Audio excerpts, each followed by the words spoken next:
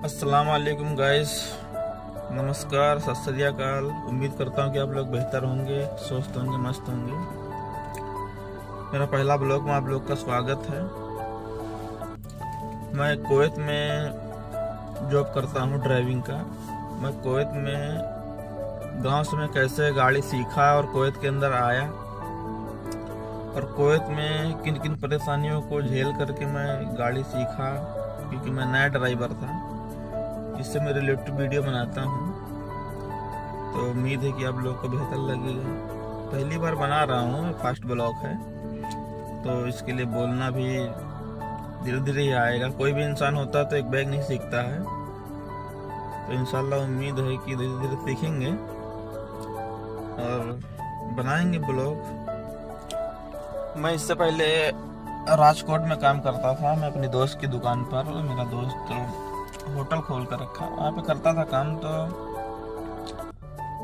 वहीं पे मैंने गाड़ी सीखा, जो कि 11 दिन का शायद था, 11 दिन का ट्रेनिंग था। उसने मतलब सिखाया। काफ़ी खूबसूरत नज़ारा इधर का, एकदम पेड़ वेड़ लगा हुआ है। और यहाँ हमारे कपिल की गाड़ी खड़ी है। सारी गाड़ियाँ हमारे कपिल की हैं। ये पार्किंग है आगे का हिस्सा, और वो घर है। ये सामने घर है और ये पूरा पार्किंग है। यहाँ पे हर घर के सामने पार्किंग होता है दोस्तों। और काफ़ी बेहतरीन यहाँ का। सामने मस्जिद है, मदरसा भी है। ये इधर ये मदरसा है, यहाँ पे हमारे कपिल के बच्चे लोग पढ़ती हैं। देखिए दोस्तों, ठंडी के वजह से सिलेंसर से पानी टपक रहा है। इतनी गजब की मतलब ठंडी यहाँ पे होती है दोस्तों। मैं अभी गाड़ी चालू कर दिया हूँ, गाड़ी गर्म हो जाएगी, मदरसे का समय हो गया है। और जो गाड़ी मैं चलाता हूँ वो ये गाड़ी है मोटिवेसी, माशाल्लाह काफ़ी अच्छी है। और ये हमारे कपिल की भाई की गाड़ी है, ये सब गाड़ियाँ। और ये छोटे वाले भाई की गाड़ी है। और अल्हम्दुलिल्लाह ये घर है, काफ़ी बेहतर है। और ये सुबह का नज़ारा है, बहुत बेहतरीन। सूरज भी निकल आया है, इधर का नज़ारा है। इधर पेड़ पौधे लगे हैं, माशाल्लाह एक नंबर है। कपिल का भाई आ गया, ठीक। ये मेरा कपिल का छोटा भाई है। अब इसको मदरसा लेके जाना है। सलाम वालेकुम। तो फाइनली गए, हम आ गए मदरसा, और कपिल का भाई चला गया। उसका मदरसा ये है सामने, ये मदरसा है पूरा। अभी हम वापस जा रहे हैं घर के साइड में। ये सामने मदरसा है, इसके बाजू में घर है। ज़्यादा दूर नहीं है, मतलब ज़्यादा दूर का फासला नहीं है। मुमकिन 500 मीटर पे होगा। फाइनली हम अभी घर पहुंच करके फिर बात करते हैं, क्योंकि गाड़ी चलाने में, ब्लॉग बनाने में मुश्किल है। सूरता देखेगा तो मुश्किल होता है, मुखालफा डालेगा। तो राजकोट में पहले दिन, मतलब जब वहाँ पे मैंने अपने दोस्त को फ़ोन किया, और मेरा दोस्त गांव पे था, जुबेर भाई, उनका होटल था। तो मैंने उनको फ़ोन किया, मैं कहा भाई मुझे गाड़ी सीखना है। तो वो कहें कि ठीक है, जो आपको गाड़ी सीखना है तो हम आ जाएंगे, फिर आप सीख लेना। क्योंकि जिम्मेदार होटल के हम ही थे, दोस्ती का मामला था भाई, तो जिम्मेदार हम ही थे। तो हम चले जाएंगे गाड़ी सीखने, तो मतलब दुकान कौन संभालेगा, ये भी ज़रूरी था। और जब वो आए तो हम मतलब गाड़ी सीखें। तो हमारा ड्यूटी मान के चलो कि वहाँ का सुबह 9 बजे से रात को 9 बजे तक रहता था। और मैं सोचता था कि दोस्तदारी में कभी ऐसा ना हो कि मैं 9 बजे जाऊँ या 8 बजे जाऊँ, तकलीफ हो किसी को। ऐसा बिल्कुल ही नहीं सोचा मैं। इसलिए मैं 6 बजे उठता था और जाके मतलब वहाँ एक दुकान थी पान की, वहाँ बैठ जाता था। और वो बंदा गाड़ी वाला 7 बजे आता था। फिर मेरे को 7 बजे से 8 बजे तक की वो ट्रेनिंग देता था, सिखाता था। ऐसे से मैंने 11 दिन सीखा। तो मुझे लगा कि हाँ 100 में से 20% आ गया है। बाकी मुझे पूरा उम्मीद नहीं लगी कि उसका सिखाने का तरीका अलग था। मैं उसका उसका मैं फोटो साइड में डाल देता हूँ। ये फोटो है उसका, वो बंदे का जो मेरे को सिखाया था। गुरु है, फिर भी जो कुछ सिखाया है अल्हम्दुलिल्लाह, बुराई नहीं करना चाहता हूँ, मगर मजबूती से नहीं सिखाया था, क्योंकि वो गुजराती था और हम लोग यूपी से थे। तो सोचा कि ये लोग बच्चे हैं, इनको जैसे वैसे सिखा देते हैं, क्या दिक्कत है। फिर मैं अपने दोस्त को बोला कि भाई मैं घर जाना चाहता हूँ, 3 महीने ही हुए थे आके। तो अल्हम्दुलिल्लाह भाई, दोस्त मेरा जुबैर भाई बहुत बेहतर था, बहुत अच्छा था, जो उसने काफ़ी मेरी हेल्प की है, पैसे से लेकर के या पावर से लेके कि जो कुछ भी मतलब मेरी ज़रूरत पड़ती थी, मेरा भाई हेल्प करता था हर मोड़ पे। तो मैं आप लोग को जुबैर भाई को भी दिखा देना चाहता हूँ। ये जुबैर भाई हैं, इनका फोटो डाला है मेरे साइड में। ये जुबैर भाई हैं, ये राजकोट में मतलब बिजनेस करते हैं, होटल है। तो बोला ठीक है भाई चले जाओ। अब मेरे पास लाइसेंस नहीं था, तो मैं गांव गया, तो मैं बोला जुबैर भाई मेरे पास लाइसेंस नहीं है। तो उन्होंने लाइसेंस का भी करवाया, क्योंकि जुबैर भाई मेरी बहुत सारी हेल्प करते थे, बहुत सारी। हर मोड़ पे वो बंदा चट्टान बन के खड़ा रहता था। तब लाइसेंस का भी काम कराया बहराइच में। उसके बाद में धीरे धीरे ऐसे मतलब उनका एक बहनोई भी था, अफरीदी भाई, उनसे भी मैंने बात की। मैंने कहा भाई आप मेरा वीज़ा लगवाइए कहीं अपने दोस्त से बोल करके। तो वो भी भाई उस टाइम पे अल्हम्दुलिल्लाह सुना, जो कुछ भी हो उसने सुना, अपने दोस्त को फ़ोन किया और मेरा वीज़ा लगवाया। और वीज़ा आया, फिर मैं पीसीसी करवाया, हर चीज़ करवाया। जब तक मैं सोचा कि मैं क्यों ना थोड़ा गाड़ी सीख लेता हूँ, जब तक कि मतलब पीसीसी हो रहा है, आने में समय लगेगा, लाइसेंस भी आने में समय लगेगा। जब तक कि मान के चलो कि मेडिकल भी 2 बार फेल हो चुका था लखनऊ में, तो दोबारा फिर मैं बोला कि अभी थोड़ा दवा ववा खा लेता हूँ, उसके बाद मेडिकल कराऊंगा अपना। तो इसलिए मैं रुक गया, मतलब इंतज़ार करने लगा कि थोड़ा दवा ववा खा लूँ, फिर मेडिकल कराने जाऊंगा। 2 बार तो फेल ही हो चुका था। तो मैं उसके बाद में तीसरी बार गया वहाँ जयपुर में गया मेडिकल कराने। तो वहाँ शनिवार को पहुँचा। तो शनिवार को जब वहाँ पहुँचा तो बंद था। लोगों ने कहा कि ये महीने का लास्ट शनिवार है, इसलिए बंद है। तो हम लोग जयपुर में 2 लोग पहुँचे, हम थे और हमारा दोस्त तरफुद्दीन भाई था। वो भी माशाअल्लाह अल्हम्दुलिल्लाह इस समय सऊदी अरब में है। तो मैं बोला यार अभी इधर क्या करेंगे, इधर कोई पहचान का भी नहीं है। तो हम लोगों ने रूम लेने का फैसला किया। उसके बाद पता लगा कि कोई रिलेटिव कोई बंदा रहता है, हमारा दोस्त यार। फ़ोन किया उसके पास, वो बोला ठीक है आ जाओ। फिर हम शनिवार और संडे वहाँ उसके रूम पर रहे। उसके बाद हम सोमवार के दिन गए मेडिकल कराने। तो अल्हम्दुलिल्लाह रिजल्ट बढ़िया आया, पास हो गए। लेकिन वहाँ पर मैडम ने मतलब कहा कि आप कितने में करवाना चाहते हैं। जैसे 7,500 रुपये में अगर आपका मेडिकल होगा, तो जैसे फिर फेल हो जाते हो तो वीज़ा जब्त कर लिया जाएगा। तो हमने कहा यार बड़े मुश्किल से हमको वीज़ा ही मिला है और भी जब्त हो जाएगा तो हम जा नहीं पाएंगे। तो हमने कहा मैडम वीज़ा नहीं जब्त होना चाहिए, कितने में होगा? तो उसने कहा कि 11,000 में होगा।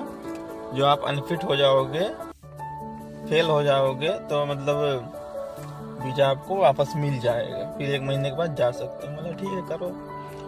वो किया। और भाई आज के टाइम में इंडिया के अंदर बिना घूस दिए कोई काम नहीं हो सकता है। और मैंने 15,000 शायद दिया था, 15,000 दिया। फिर शाम को 5 बजे रिजल्ट आया, हाँ भाई पास हो गए। तो खुशी मिली यार कि चलो बेहतर है, पास हो गए। वहाँ से फिर तुरंत बस पकड़े घर निकले, घर के लिए निकले। फिर यहाँ मुबारक भाई को फ़ोन किया, हमने कहा भाई अब टिकट करवाइए, आ रहे हैं। वो कहा कि भाई आपका जो कपिल है वो सऊदी अरब गया है घूमने के लिए, आ जाए फिर करवा देते हैं। उसके बाद में उसी बीच में हम लोगों ने मतलब सोच रहे थे यार कि अब क्या करें, अब थोड़ा दिन रुकना पड़ेगा। उसके बाद हम लोग सोचे कि यार थोड़ा रुकना भी पड़ेगा, तो क्या करें, कहीं गाड़ी अगर मिल जाती तो थोड़ा पार्किंग या और कुछ सीख लिया जाता तो बेहतर होता, क्योंकि गल्फ कंट्री में सुना है कि गाड़ी बहुत खतरनाक चलाई जाती है। थोड़ा खौफ भी, डर भी था अंदर कि यार बाहर विदेश है ना, गांव में तो अच्छे से चलाना आता नहीं, विदेशों में कैसे आएगा। उसके बाद में मैंने कई सारे लोगों को कहा, मेरी अम्मी ने भी कई सारे लोगों को कहा जिनको वो जानती थी। तो हर कोई कहता था कि मेरी गाड़ी खराब है, ये है। मैं नाम उनका नहीं लेना चाहता हूँ, जो कुछ भी हुआ बेहतर हुआ, तो मैं उनका नाम नहीं लेना चाहता हूँ। उसके बाद में मेरा एक साड़ू था, उसके साथ उसके पास में गया दिल्ली में। उसके भाई के पास शायद गाड़ी थी, मैं उसके भाई के पास गाड़ी थी उसके, मैं गया कि शायद मुझे गाड़ी देगा, मैं सीखूंगा, मगर कुछ वहाँ से भी रिस्पॉन्स अच्छा नहीं आया, उसने बंदे ने भी नहीं दिया। लेकिन जो कुछ भी समय की बात है। और उसके बाद में फिर एक और बंदा था मेरे ससुराल के टाइम, ससुराल में रहता था, उससे मैंने कहा, फिर उसने भी नहीं ध्यान दिया। फिर मैंने अपने ससुर से कहा कि तुम कहो उसको। उन्होंने कहा तो बोला ठीक है। उसने बंदे ने दिया, लेकिन 5 किलोमीटर तक चलाने के लिए दिया था। मैंने उसको कहा भाई कितना रुपया दे दूं, मतलब मैं अजमा रहा था कि जैसे कि मैं गाड़ी चलाया हूँ तो भाई तेल भी लगता है। तो उसने मेरे से डायरेक्ट 1000 रुपया मांगा। मैं कहा यार 1000 रुपया 5 किलोमीटर का, तो मैंने उसे 1000 नहीं 500 दे दिया, वाला बाद में देता हूँ बाकी। तो भाई आज के टाइम में कोई किसी का सपोर्ट नहीं करता है, अपने तो बिल्कुल ही नहीं करते हैं। फिर मैंने मैसेंजर से नंबर निकाला, एक हमारे रेबू भाई हैं जो हमारे गांव मौजू में ही रहते हैं, लेकिन हमारे घर से शायद 1 किलोमीटर होगा, 1 किलोमीटर या 500 मीटर ऐसे ही होगा। तो मतलब उनके बाद मैंने फ़ोन किया, मैं बोला भाई मैं फला आदमी बोल रहा हूँ चिंगाहा से, तो मुझे आपकी गाड़ी चाहिए थी। बंदा न सोचा न समझा, तुरंत के तुरंत मेरे को गाड़ी उसने दे दिया। बोला जाओ भाई घर पे मेरी चाबी है और ले लो।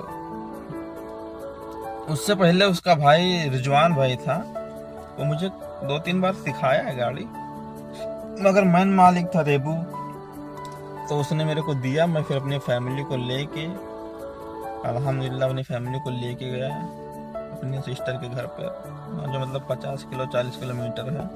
चलाया, मुझे लगा कि हाँ मैं चला लूँगा, काफ़ी बेहतर है। तो उस बंदे ने मुझे गाड़ी दिया था। मैं सोचा कि आज के टाइम में लोगों को यहाँ बैग मांगते हैं, मोटरसाइकिल मांगते हैं, तो नहीं मिलता है। मुझे बंदे ने कार दे दिया है, वो भी एक फ़ोन पे, ना कोई पहचान थी ना कुछ। उस बंदे को मैं आपको दिखा देना चाहता हूँ, ये बंदा ये है रेबू भाई, इसका फोटो मैं लगा देता हूँ साइड में, ये बंदा है। तो ऐसे ऐसे संघर्ष किए गांव में भी, मतलब बहुत सारी तकलीफें, बहुत सारे लोगों को कहा कि भाई तुम हमें सिखा दो, भाई आप हमें सिखा दीजिए, मगर कोई नहीं सुनता है भाई। गाँव में कोई होता है जो तुम्हारा दोस्त यार, जो गैर होगा वो थोड़ा सोचेगा तुम्हारे बारे में कि हाँ चलो ठीक है इसको सिखा देते हैं, क्या दिक्कत है, अपना 2 पैसा कमाएगा जाएगा। तो ये था सब भाई गांव का सिस्टम।